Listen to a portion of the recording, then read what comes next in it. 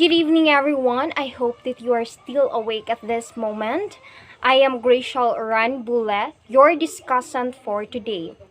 And I will be going to continue the report of Miss Jassa Bakilir about the factors to consider in the understanding and evaluation of criticism and evaluation. Let us first tackle the factors to consider in criticism. So, you may not be asked in every critique to assess a work, only to analyze and interpret it. If you are asked for a personal response, remember that your assessment should not be the expression of an unsupported personal opinion. The highlighted here is it should not be the expression of an unsupported personal opinion.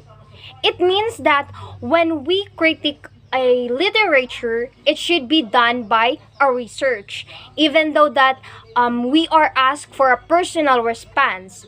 And we should remember that in criticizing a work, it should not be based on our point of view, specifically those that are unsupported opinions. Okay? Your interpretation and your conclusions must be based on evidence from the text and follow the ideas you have dealt with in the paper.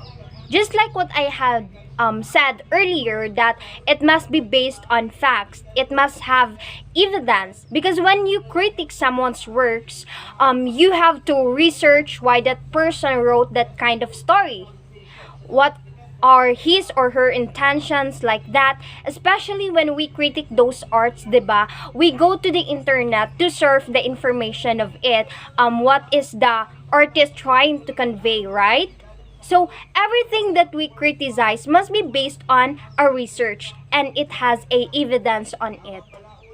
Remember also that a critic may express a positive as well as a negative assessment. Yes, when we critique some paper or work, it may express positive as well as negative criticism of it.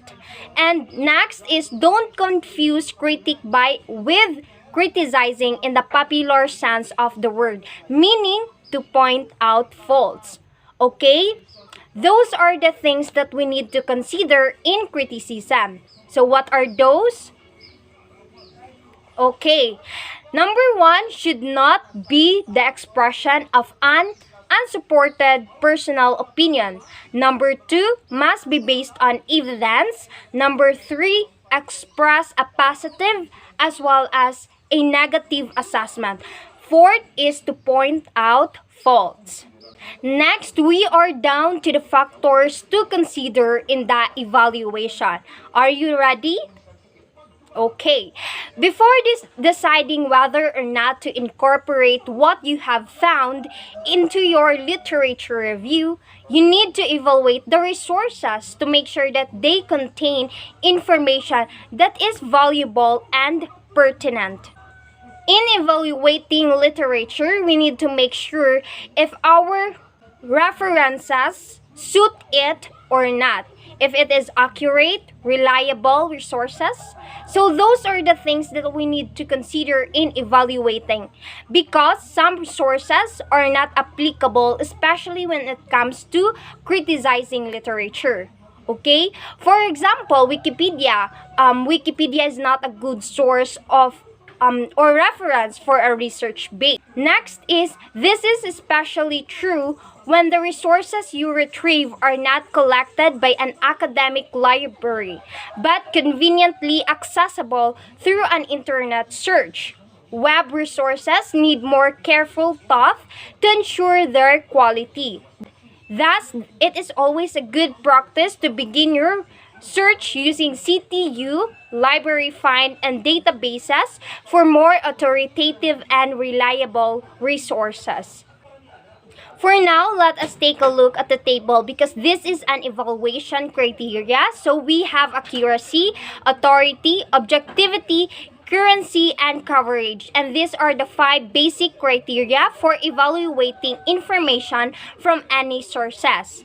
In accuracy, these are the questions that we need to consider. First, is the information reliable? Second is the information error-free? Third, is the information based on proven facts? Fourth, can the information be verified against other reliable sources? For the authority, the question that we need to consider first, who is the author?